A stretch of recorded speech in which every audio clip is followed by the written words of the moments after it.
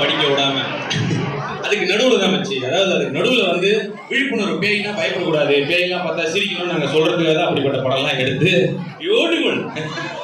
And எனக்கு என்னன்னா, முன்னாடி சன் டிவியோட கனெக்ஷன் பார்க்கும்போது ஃபர்ஸ்ட் சன் டிவி அஃப்கோர்ஸ் எல்லாரும் பார்த்துட்டே இருப்போம். மெயினாக எங்கள் அம்மா சன் டிவி சீரியல் அப்படின்றதுல அவங்க எப்பவுமே சன் டிவி சீரியல் ஓடும். இல்லைன்னா எங்கள் அப்பா சன் நியூஸ் பார்க்கறது. அது நான் வந்து மோஸ்ட்லி வந்து ஆதித்யா டிவி இல்லைன்னா சன் மியூசிக் இது ரெண்டு பார்த்துட்டு இருந்தேன். இப்போ எனக்கு ஒரு குழந்தை பிறந்ததுக்கு அப்புறம் சுட்டி டிவி தான் ஓடுது 24 ஹவர்ஸும் எப்போ போனாலும். அதுக்கு நடுவில் பார்த்தீங்கன்னா இப்போ நீங்களாம் பெற்றோர்கள்லாம் நல்லா பாதிக்கப்பட்டிருப்பீங்க. எப்போ போய் டிவியை போட்டாலும் அவங்க கிட்ட வீல்ஸ், அந்த பஸ்ஸு, உருளைக்கிழங்கு செல்லக்குட்டி, அப்புறம் வந்து பேபி ஷார்க்கு, இதை கேட்டு கேட்டு எனக்கு நல்ல சினிமா பாட்டெல்லாம் மறந்து போச்சு. இதுதான் அளவுக்கு. ஏன்னா குழந்தைங்களுக்கு வேறு வழி இல்லை, நம்மளும் குழந்தைங்களோட குழந்தைங்களும் ஆகணும். அதுவும் நிறையா ஃபோன்லாம் பார்க்குறாங்க. என் குழந்தை வந்து சொல்கிறேன், எங்கள் அப்பா நிறையா ஃபோன் பார்த்தா கண்ணு பிரச்சனை ஆகிடுமா, எங்கடி பார்த்தா ஃபோனில் தான்ப்பா அப்படிங்கிறா. ஸோ அந்த அளவுக்கு எல்லாத்தையும் ஃபோனில் பார்த்து தெரிஞ்சுக்கிற அளவுக்கு இருக்குது. பட் எனிவேஸ் சன் டிவி வந்து இப்படி தான், நம்ம ஒரு ரேஷன் கார்டில் இல்லாத ஒரு குடும்ப உறுப்பினர்னு சொல்லலாம். ஸோ எல்லா தரப்பையும் கவர் பண்ணுறதுக்கு சன் டிவியில் எப்பவுமே இருக்குது. அந்த கார் ஏறினா இன்ஜின் சவுண்டுக்கு அப்புறம் அதிகமாக கேட்குது சூரியன் எப்பவுமே, வேறு வழியில எங்கள் வாய்ஸ் இது தான் நான் கேட்டுட்டு இருக்கேன். இது யாராவது 4 பேர் கை தட்டினது இன்ஜின் சவுண்டுன்னு ஒன்று. அது இல்லாமல் ஃபோன்லேயும் அப்போ வாய்ஸ் கேட்பேன். ஸோ நிறைய கேட்குற வாய்ஸ் இந்த பிளேக்ஸ் இருக்கிற வாய்ஸு.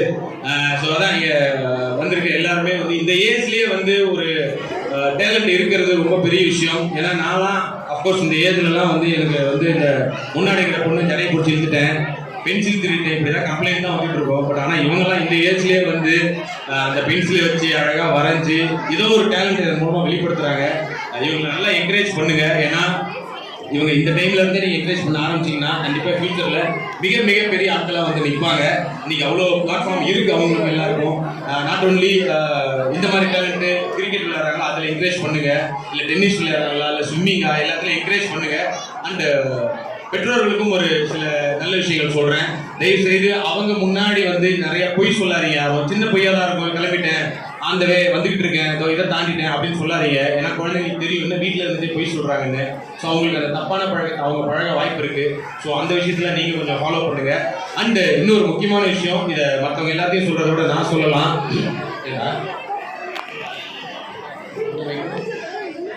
திருப்பி மஸ்லிம் பேசணும்.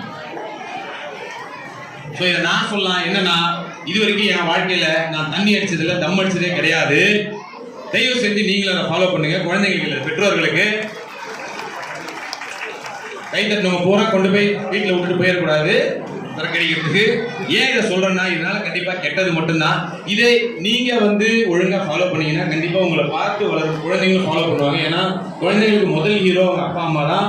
அதனால நீங்க என்ன பண்றீங்களோ அதான் அவங்களும் பண்ணுவாங்க. அந்த குழந்தைங்க படிக்கும்போது அவங்க கிட்ட யாரும் ஜாதி மதம் இதை பத்தி சொல்லி வளர்க்காதீங்க. ஏன்னா அவங்களுக்கு தெரியாது, அவங்க எல்லாரும் ஒன்னாதான் இருப்பாங்க. பட் நம்ம தான் தப்பான விஷயத்தை அவங்களுக்கு புகுத்துவோம். அதை பண்ணவே பண்ணாதீங்க. அப்படி ஒண்ணு இல்லவே இல்லை. ஓகேவா? நான் சொன்னதுல நல்ல விஷயங்கள் இருந்தால் தயவு செஞ்சு ஃபாலோ பண்ணுங்க. அண்ட் நீங்க பைக் ஓட்டுறீங்க ஹெல்மெட் போட்டு ஓட்டுங்க, அதை பார்த்து அவங்க வளருவாங்க. கார் ஓட்டுறீங்க சீட் பெல்ட் போட்டுக்கோங்க. இந்த மாதிரி சின்ன விஷயத்தை ஃபாலோ பண்ணுங்க. அது குழந்தைகளுக்குலாம் மிகப்பெரிய ஒரு யூஸ்ஃபுல்லாக இருக்கும். அண்ட் சூரியன் எஃப்எம் உங்களுக்கு மிகப்பெரிய வாழ்த்துக்கள். ஏன்னா ஒரு நல்ல விஷயத்தை முன்னெடுத்து பண்றீங்க. அதுவும் குழந்தைங்க இங்கிருந்தே டேலண்ட்ஸ் வளர வச்சு பேசுனீங்க. நம்ம கை காமிச்சுக்கிறாங்க.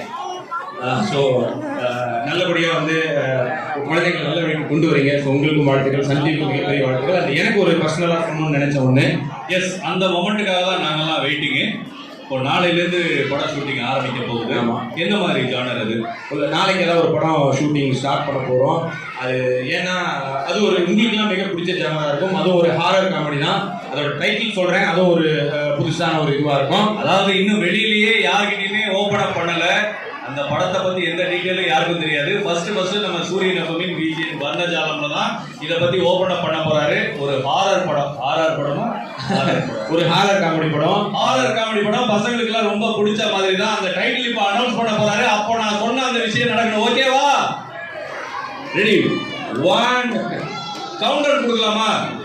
5 4 3 2 1. ஓகே. அதோட டைட்டில் வந்து வைகுண்டம் காம்ப்ளெக்ஸ் அப்படின்னு வச்சிருக்கோம்.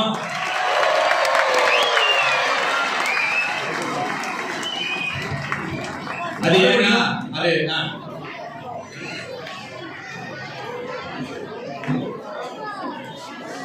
ஓகே. எங்களுக்கு பசங்களுக்காக இன்னொரு தடவை நீங்க அந்த டைட்டில் அனௌன்ஸ் பண்ணணும். அவங்க இன்னொரு வாட்டி கை தட்டுவாங்களா? கண்டிப்பா கை தட்டுவாங்க. ரெடியா? ஓகே, படத்தோட டைட்டில் சொல்லுங்க. ஸோ படத்துக்கு வந்து வைகுந்தம் காம்ப்ளெக்ஸ் அப்படின்னு டைட்டில் எடுத்துருக்கோம். ஸோ அப்கோர்ஸ் ஒரு அபார்ட்மெண்ட்ல இருக்க பேய் தான். பட் என்ன இதுல நாங்கள் நல்ல விஷயமா பண்றோம்னா, இது வந்து ஒரு இரட்டை அர்த்த வசனங்களோ அந்த மாதிரி இல்லாம, முடிஞ்ச வரைக்கும் தண்ணி அடிக்கிற தம் அடிக்கிற காட்சிகள்லாம் இல்லாம ஒரு ப்ராப்பரான ஒரு நல்ல ஹாரர் காமெடி, மெயினா குழந்தைகள்லாம் ரசிச்சு பார்க்குற படமா இருக்கும். உங்களோட ஸ்கூல் லீவுக்கு தான் பிளான் பண்றோம். ஸோ ஒரு ஏப்ரல் மாதிரி அந்த படம் உங்க ஸ்கூல் லீவ் அப்போ வரும். ஸோ தயவு செய்து அந்த படத்தை தியேட்டர்ல பார்த்து சப்போர்ட் பண்ணுங்க. நிச்சயமா உங்களுக்கு யூஸ்ஃபுல்லான படமா தான் இருக்கும். குறைந்தபட்சம் உங்களுக்கு ஒரு பொழுதுபோக்குக்கு நல்ல யூஸ்ஃபுல்லான ஒரு படமா. நான் யோசிச்சேன் பேய் படத்துல என்ன யூஸ்ஃபுல்லா என்ன பண்ண போறோம் அப்படின்னு யோசிச்சேன். ஒருவேளை பேயோட பழகிறதுக்கு ரொம்ப ஹெல்ப்ஃபுல்லா இருக்கும் இல்ல அப்படின்னு மச்சி, நான் முன்னாடியே சொன்ன மாதிரி தான். முன்னாடிலாம் பேய் பார்த்தா நான்லாம் சின்ன வயசுல பேய் பார்க்க மாட்டோம். அஃப்கோர்ஸ் பேய் கதையை கேட்டாலோ இல்லை ஏதாவது அசைஞ்சாலோ பயந்து ஓடுவோம். இப்போ பேயவே நேரா பார்த்தா கூட சிரிச்சு எங்க ஒரு காமெடி பண்ணிட்டு போ அப்படின்ற அளவுக்கு நமக்கு இந்த காஞ்சனா அரண்மனையெல்லாம் அப்படி செட் பண்ணி வச்சிருக்காங்க நம்மள. ஸோ அது ஒரு வகையில் நல்ல விஷயம் தான். பேயை பார்த்தாலும் பயப்படாத ஒரு நல்ல ஒரு தலைமுறையை உருவாக்கி வச்சிருக்கோம். Super, thank you so much Satish. இப்போ அடுத்ததா நம்ம வந்து பிரைசஸ் அனௌன்ஸ் பண்ண போறோம். So I welcome. முடிவுக்கு வாங்க தம்பி. ரொம்ப நல்லா நடிச்சிருந்தா தம்பி. நீ நான் சொல்ல நினைச்சேன், நேரா பார்க்க வாய்ப்பு இல்லை. ஸோ இந்த ஏஜ்ல பாருங்க, இவனே உங்களுக்கு ஒரு பெரிய இன்ஸ்பிரேஷன் தான். ஸோ தைரியமா அவ்வளோ பேர் முன்னாடி அவ்வளோ சீனியர் ஆர்டிஸ்ட்லாம் இருக்கும்போது அவங்க முன்னாடி ஃபுல்லாக நடிச்சு, சிம்ரன் மாதிரி அவ்வளோ சீனியர் ஆர்டிஸ்ட் இருந்திருக்காங்க, சசிகுமார் சார் மாதிரி ஒருத்தர். ஸோ அவங்களோடலாம் அவ்வளோ நல்லா நடிச்சு சூப்பராக நடிச்சிருந்த தம்பி. எனக்கு இந்த தவளை கொடுத்த உடனே நீ அந்த பாட்டுக்கு ஆட போறேன்னு நினைச்சேன். மும்மட்டியா எனக்கு இப்போ நேர் விருப்பம் ஆக்சுவலா கேட்டிருக்கிறாங்க. அந்த மலையூர் மம்மட்டியா சாங்குக்கு ஒரு சின்ன பர்ஃபார்மன்ஸ். அதே தவளை கட்டிட்டே ஆறியா? முடிஞ்சதுனால இன்னொரு வாட்டி கேட்கிறேன். ஒன்ஸ் மோர் கேட்பாங்க தெரியுமா? அதை ஆட்டா இந்த விட்டுருவாங்களா? அண்ணா கூட ஆடணுமா? யார் இது? நீ அறிஞர் அண்ணா கூட கூட ஆடலாம். என் கூட ஆடுறது கஷ்டம் தம்பி. கூட மைக்கு கூட அம்மா தவளை கட்டிட்டு ஆடுறது தம்பி. நான் வந்து அதுல சிம்ரன் மேடம் வந்து ஒரு நின்று பார்ப்பாங்கல்ல, அந்த மாதிரி நின்று நான் பார்த்து நான் இப்ப சிம்ரன் மேடமா இருக்கேன். ஓகே அதிகமாக நான் இருந்துட்டு போ. இந்த தம்பி என் தவளையே கட்டிட்டாரு. அதுக்கு எதுக்கு டவல்? அதுல கட்டிட்டு தான் இருப்பான். அது வேற.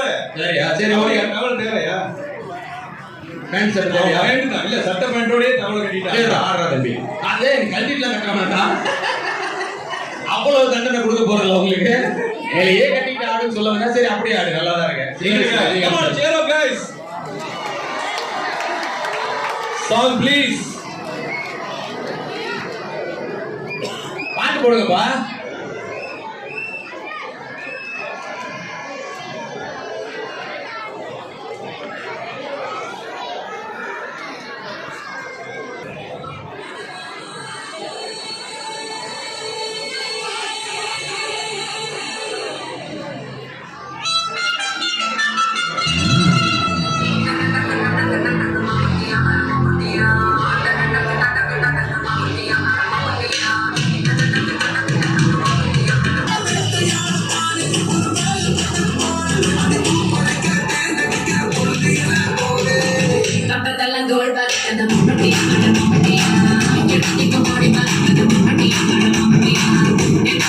Thank you.